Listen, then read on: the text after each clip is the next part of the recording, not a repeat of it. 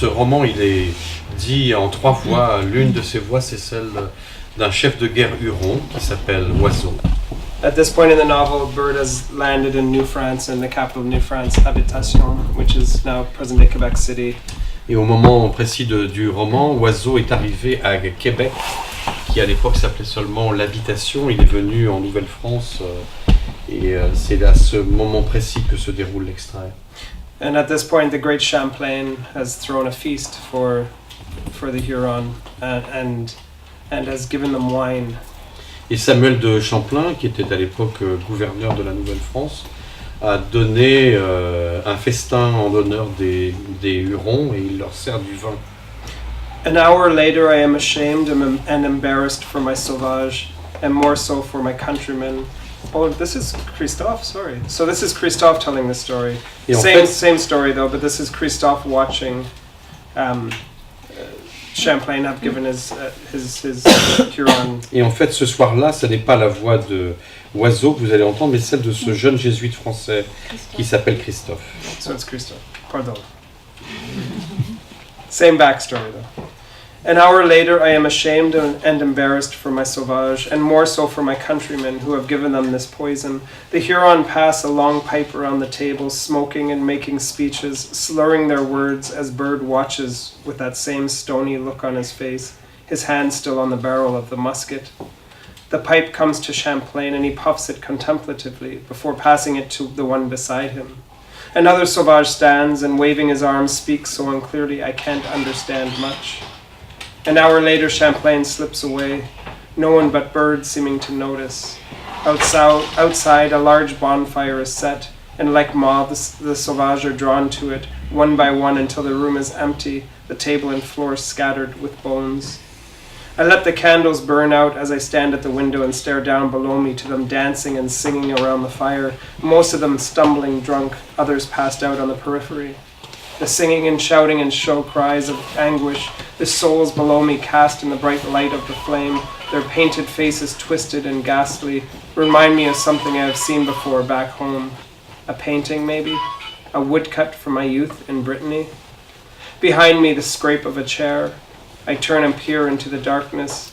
As my eyes adjust, I make out a form in the corner, shoulders rounded in a slump, the posture of an old man. His voice comes out of the darkness, just above the singing and screaming of those around the fire below. The world tonight has changed, he says. The world tonight, it has changed forever. I recognize his voice now. It is the voice of Bird.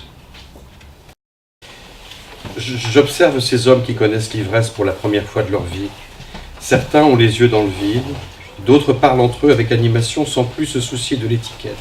Et quelques-uns, dont Oiseau, restent silencieux le visage de marbre.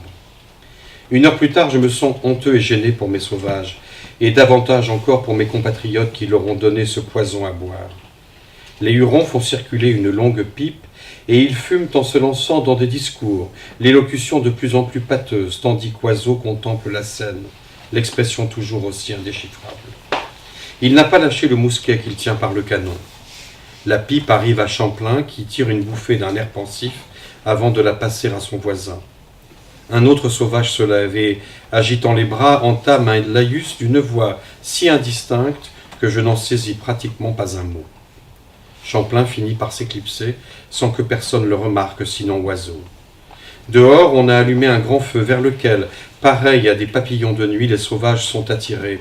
Un à un, ils quittent la salle jusqu'à ce qu'il ne reste plus que les os qui jonchent la table et le sol. Laissant les chandelles brûler, je vais à la fenêtre regarder en bas les hommes danser et chanter autour du feu. La plupart titubent, alors que d'autres vont s'écrouler un peu plus loin.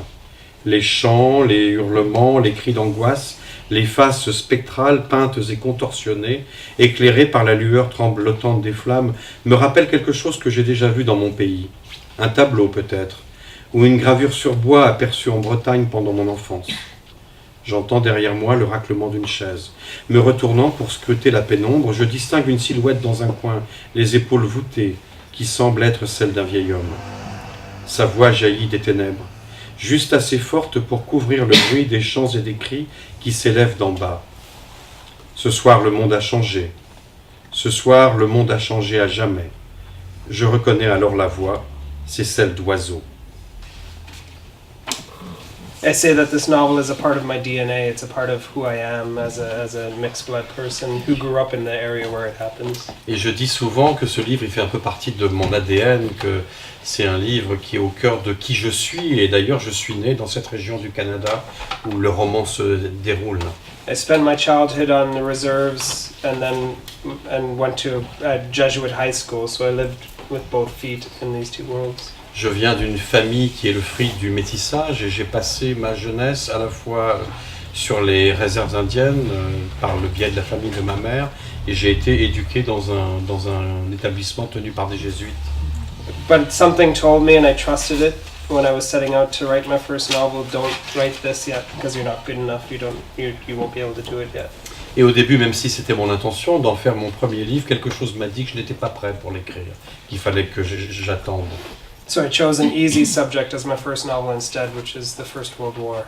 Et j'ai choisi des sujets faciles, comme vous le savez, pour écrire mon premier roman, Le chemin des âmes, qui se déroule pendant la Première Guerre mondiale. These Iroquois, everyone's heard of the Iroquois, with the Mohawks, and how vicious they are as warriors, and what great warriors they are. But they also created the Great Law of Peace. And the Great Law of Peace was to bring all Indian tribes together. And the Great Law of Peace, Benjamin Franklin read and took huge chunks of to make into the American Constitution.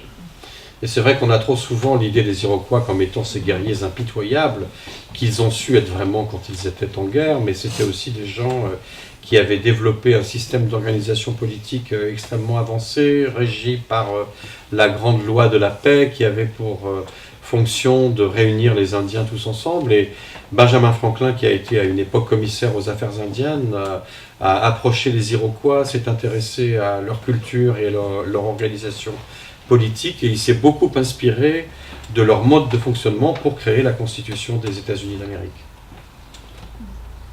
On one side of the spectrum, people believe, oh, it was this perfect Eden where everyone got along and, we sat around with peace pipes around a fire speaking in metaphors. Et beaucoup ont pensé pendant longtemps qu'avant l'arrivée des Européens, c'était comme le paradis terrestre, où les gens étaient assis autour d'un feu, à fumer la pipe et à faire des déclarations très philosophiques. And the other just as damaging stereotype is that we huddled around the fire shivering, waiting for Christianity to save us. Et l'autre, c'était qu'un groupe de sauvages qui attendaient en frissonnant autour d'un feu que la civilisation vienne enfin les sauver. And obviously it was neither of those things. North America was almost as populous as Europe before first Et contact. bien sûr, ni l'une ni l'autre de ces choses ne sont vraies. L'Amérique du Nord était aussi peuplée que l'Europe au moment de la découverte, entre guillemets. But with the arrival of the Europeans and these new technologies and these new things that they wanted, whether it was copper kettles or muskets or you name it, in exchange for furs, these running skirmishes suddenly became battles, suddenly became wars. Mais l'arrivée des Européens et surtout le fait qu'ils apportent avec eux des objets que tous les Indiens se sont mis à convoiter, qu'il s'agisse de marmites en métal, de couteaux, de poudre, de mousquets, c'est devenu un enjeu. Et d'une certaine façon, ça a un peu fait monter et les enchères et les hostilités entre les tribus ennemies. And what I call the world's first arms race began between, the French, Huron, Dutch, Iroquois. Surtout qu'à l'époque, les Indiens réussissaient à échanger ces biens que les Européens apportaient en leur donnant des fourrures. Et je vois cette époque-là comme la première course aux armements, finalement, qui a eu lieu entre ces Européens et ces Indiens en Amérique du Nord. An interesting little side note is the French habitation, which is Quebec City, the Dutch had bought a little piece of land that the Indians didn't want called Mannahatta. Et en fait, à l'époque, les Français se sont donc installés dans un endroit qui s'appelait l'Habitation, qui est devenu depuis la ville de Québec.